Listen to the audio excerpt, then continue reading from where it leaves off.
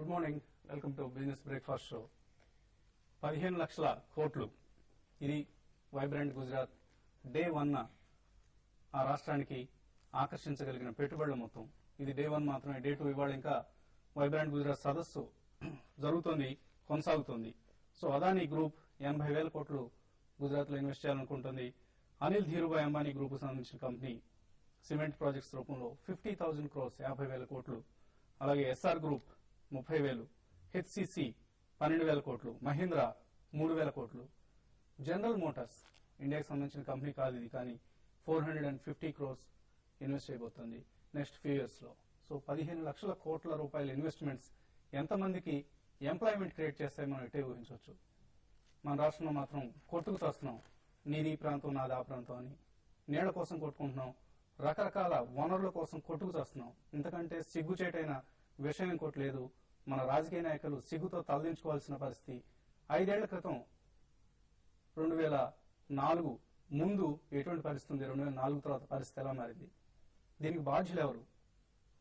ఎవరు ఆలోచించే పరిస్థితిలో లేరు. ఎవరికి వాళ్ళు సంకుచిత మనస్తత్వంతో వాళ్ళ ప్రాంతం గురించో వాళ్ళ కులం గురించో ఆలోచించుకొని మనం సొమ్ము ఎలా చేసుకోవాలి ఈ అంశంపై దృష్టి పెడుతున్నారు తప్ప రాష్ట్రం భవిష్యత్ ఏమవుతుంది ఈ అంశాన్ని ఆలోచించడమే మానేశారు. సో కనీసం ఇప్పటికైనా ఒకసారి ఆత్మ పరిశీలన చేసుకుందాం. రాష్ట్రాన్ని భవిష్యత్ తరాల వారికి ఏ రకంగా అందించాలి అన్న అంశంపై దృష్టి పెడదాం. సో బిజినెస్ జర్నలిస్ట్ గా పనిచేస్తున్నాం కాబట్టి ఇటువంటి ఆవేదన ఉండడం సహజమే. సో ఎవరికైనా అధిక ప్రసంగంలాగా అనిపిస్తే క్షమించాలి. ఇక మార్కెట్స్ లో ఇవాళ big day. Infosys technologies result రాబోతోంది. అలాగే సెయిల్, స్టీల్ మేజర్ సెయిల్ కూడా రిజల్ట్ ప్రకటించబోతోంది. నిన్న గమనించాం ఫైనల్ గా ఒక స్మార్ట్ పుల్ బ్యాక్ ర్యాలీని. 5720 నుంచి నిఫ్టీ 5850కి చేరిన వైనం ఆ సొగసు చూసి తీరాల్సిందే. ఇన్ఫాక్ట్ పుల్ బ్యాక్స్ ఎప్పుడు సొగసు చూడతరమా అన్నట్లే ఉంటాయి. క్రాషెస్ మాత్రమే కర్ణ కఠోరంగా, కంటికి కంటకంగా కటువుగా ఉంటాయి.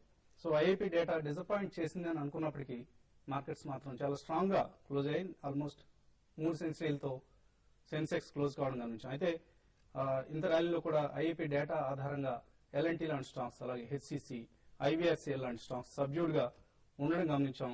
సో ఒక పవర్ఫుల్ పుల్ బ్యాక్ ర్యాలీని నేను చూసాం. స్టెర్లైట్, సుజలాన్, ఫైజర్ ఇటువంటి స్టాక్స్ అన్ని కూడా స్ట్రాంగ్ గా, చాలా స్ట్రాంగ్ గా క్లోజ్ అయ్యాయి. అలాగే ఇన్ఫోసిస్ రిజల్ట్స్ మీద మార్కెట్స్ లో ఉన్న ఎక్స్పెక్టేషన్స్ పాజిటివ్ గా ఉన్నాయని చెప్పుకోవచ్చు. జూలై టు సెప్టెంబర్ క్వార్టర్ లో year on year Infosys 16.7% growth rate ను పోస్ట్ చేయడం గమనించాం. అలాగే ఈ క్వార్టర్ లో అంటే అక్టోబర్ టు డిసెంబర్ క్వార్టర్ లో సుమారుగా 15% గ్రోత్ ఉంటుంది ఇయర్ ఆన్ ఇయర్ అని ఎక్స్పెక్ట్ చేస్తున్నారు. అలాగే క్వార్టర్ ఆన్ క్వార్టర్ గమనిస్తే ఇన్ఫోసిస్ 3.4 to 4.4% గ్రోత్ ఉంటుంది టాప్ లైన్ లోని గైడెన్స్ ఇచ్చింది. ఇది బహుశా ఇంతకంటే చాలా ఎక్కువగా ఉండే అవకాశాలు ఉన్నాయి, అంటే మోర్ దాన్ 6% ఉండే అవకాశాలు ఉన్నాయి. అలాగే స్టీల్ మేజర్ సేల్ రిజల్ట్స్ కూడా ఎంకరేజింగ్ గానే ఉంటాయని భావిస్తున్నారు. సో ఇవన్నీ మార్కెట్స్ కొంత పాజిటివ్ గా ఉండొచ్చు. ఎందుకంటే లాస్ట్ నైట్ యుఎస్ మార్కెట్స్ ఒక చక్కటి ర్యాలీతో ముగిసాయి. డౌ జోన్స్, నాస్డాక్, S&P ఈ 3 కూడా స్ట్రాంగ్ గా క్లోజ్ అయ్యాయి. దీంతో గ్లోబల్ మార్కెట్స్ ప్రస్తుతం పాజిటివ్ గా ట్రేడ్ అవుతున్నాయి, లాభాలే ట్రేడ్ అవుతున్నాయి. అఫ్ కోర్స్ మార్నింగ్ కనపడిన ఊపు కొంచెం తగ్గినట్లు కనిపిస్తుంది, బట్ స్టిల్ పాజిటివ్ గా ట్రేడ్ అవుతున్నాయి. S&P, SGX, నిఫ్టీ కూడా సుమారుగా 10 పాయింట్ల లాభంతో ట్రేడ్ అవుతుంది. ఇక మార్కెట్స్ పరిస్థితిపై ప్రస్తుతం మనతో మాట్లాడేందుకు అనలిస్ట్ కుటుంబరావు గారు అలాగే శేషు గారు సిద్ధంగా ఉన్నారు. సో కుటుంబరావు, ముందుగా వైబ్రెంట్ గుజరాత్ మనకి ఎంతో లెసన్స్ నేర్పుతోంది. మనం ఎలా ఉండకూడదు, ఎలా ఉండాలి అనే అంశాలపై ఒక లెసన్ నేర్పుతున్నట్లుగా ఉంది వైబ్రెంట్ గుజరాత్.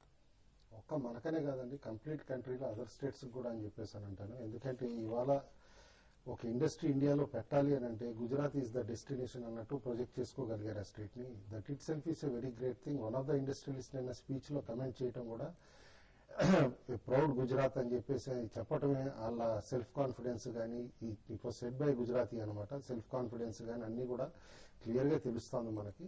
డెఫినెట్లీ ఇది లెసన్ అండి. ఎందుకంటే ఇప్పుడు అదర్ స్టేట్స్ కూడా బీజేపీ రూల్ స్టేట్స్ అవునండి. ఇన్ఫాక్ట్ మన స్టేట్ కూడా ఇలా అక్కడ స్టాల్ పెట్టుకోగలిగిందంటే దట్ ఇట్ సెల్ఫ్ షోస్ అనమాట how big that event is going to become year on year అనమాట. అండ్ ఫస్ట్ ఇయర్ ఎప్పుడైతే వైబ్రెంట్ గుజరాత్ సమిట్ పెట్టారో అప్పటికి ఇప్పటికి దాదాపు 100 fold పెరిగింది ఇన్వెస్ట్మెంట్ ఇదనమాట కాబట్టి క్లియర్లీ మనకు కూడా పార్ట్నర్షిప్ సమిట్స్ జరుగుతుండేవి.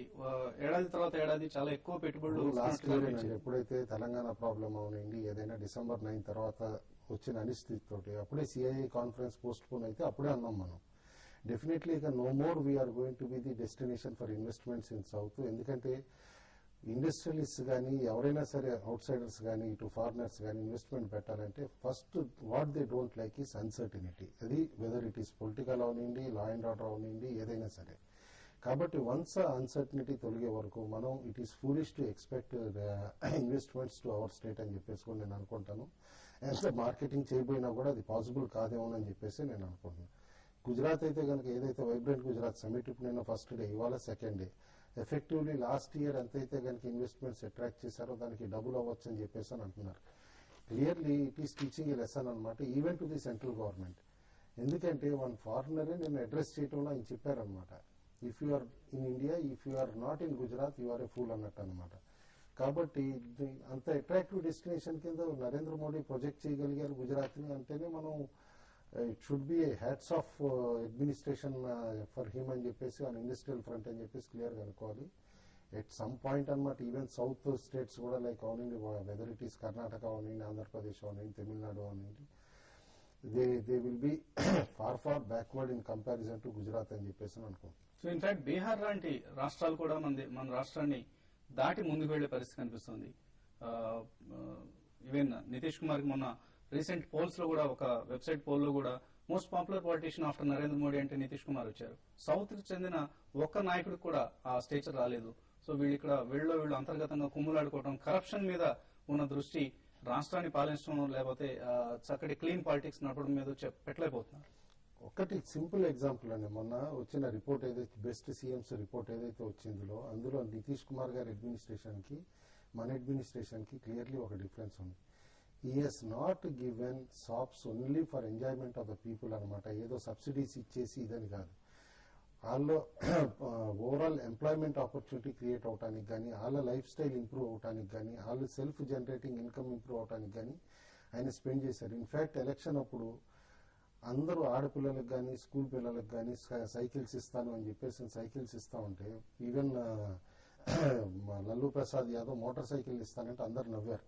ఎందుకంటే నితీష్ అన్నారు, మోటార్ సైకిల్ పెట్రోల్ ఎవరు పోస్తారు, పెట్రోల్ పోసుకోగలిగే తాగుతుకి క్రియేట్ చేయాలి ఫస్ట్, లైఫ్ స్టాండర్డ్స్ పెంచాలి అని చెప్పేసి క్లియర్ గా that is his mark of administration. ఇప్పుడు మన దగ్గర ఎంతసేపు ఆ సేవలు స్టార్ట్ చేసాము లాస్ట్ 6 years లో in fact golden period for Indian economy ఉండింది. సైజ్ ఆఫ్ గ్రోత్ కానీ ఏదైనా సరే వచ్చిన ఫ్రూట్స్ అన్ని కూడా జస్ట్ ఫిటర్ అవే చేసాం, వేస్ట్ చేసాం అనమాట, ప్యూర్లీ ఆన్ సబ్సిడీస్ కానీ ఏదైనా సరే. కాబట్టి definitely it's a lesson to be learned అనమాట. లాంగ్ టర్మ్ లో గుడ్ అడ్మినిస్ట్రేషన్ ఆల్వేస్ పేస్ అనేది both Nitish and Narendra Kumar Modi clearly establish చేశారని చెప్పేసి మనం అనుకోవచ్చు. సో ఇన్ఫాక్ట్ నాకు తెలుగుదేశం పార్టీతో ఎటువంటి సంబంధం లేదు, బట్ చంద్రబాబు హయాంలో అది స్వర్ణయుగంగా చెప్పుకోవచ్చు. రాష్ట్రానికి వచ్చిన పెట్టుబడులు మొత్తం కావచ్చు, మనం ఆకర్షించగలిగిన ఇన్వెస్ట్మెంట్స్ కావచ్చు, ఇండస్ట్రీస్ కావచ్చు, ఉపాధి కల్పన కావచ్చు, ఈ అంశాలన్నింటి దృష్ట్యా తెలుగుదేశం 5 ఏళ్లు at least especially the second innings లో చేసిన గ్రోత్ ఇప్పటికి కూడా అదే మన దగ్గర కనిపిస్తోంది. ఆ తర్వాత వచ్చిన గ్రోత్ శూన్యం. అట్లీస్ట్ ఇప్పటికైనా మనం మేల్కొందాం, మన రాజకీయ నాయకులు వెంట పడదాం, వారిని మేల్కొల్పే ప్రయత్నం చేద్దాం.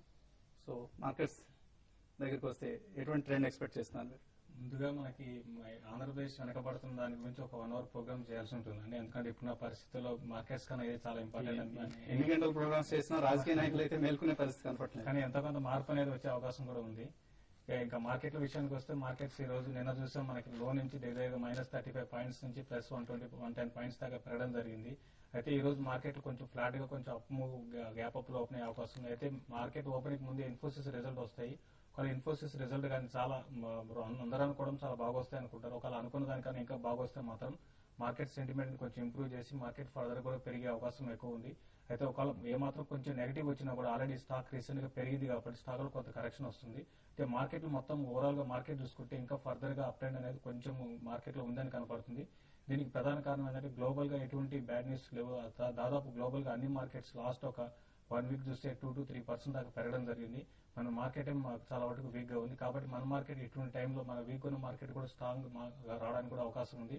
ఏదైనా కూడా ఈ రోజు క్రూషియల్ గా అనుకుంటాను. ఈ రోజు ఒకవేళ నిఫ్టీ ఈ లెవెల్స్ మెయింటైన్ చేస్తే అట్లీస్ట్ అంటే పెరగకపోయినా కూడా కనీసం ఈ లెవెల్స్ కానీ మెయింటైన్ చేస్తే 5840 పైన నిఫ్టీ కానీ సస్టైన్ అయితే మాత్రం ఈ రోజు మార్కెట్ లో మళ్ళీ 5950 వరకు పెరిగే అవకాశం ఉంది. ఒకవేళ 5840 కానీ సస్టైన్ చేయలేదంటే మళ్ళీ మార్కెట్స్ కొంచెం రేంజ్ బౌండ్ ఉంటూ డౌన్ సైడ్ చూసుకుంటే 5700, అప్ సైడ్ చూసుకుంటే 5900 మధ్య రేంజ్ బౌండ్ ఉండే అవకాశం ఎక్కువ ఉంది.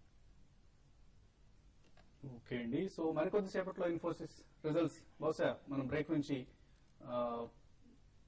తిరిగి రెజ్యూమ్ చేసేలోగా ఇన్ఫోసిస్ రిజల్ట్స్ వెలువడే అవకాశం ఉంది. సో చిన్న బ్రేక్ తీస్తున్నాం ఇప్పుడు.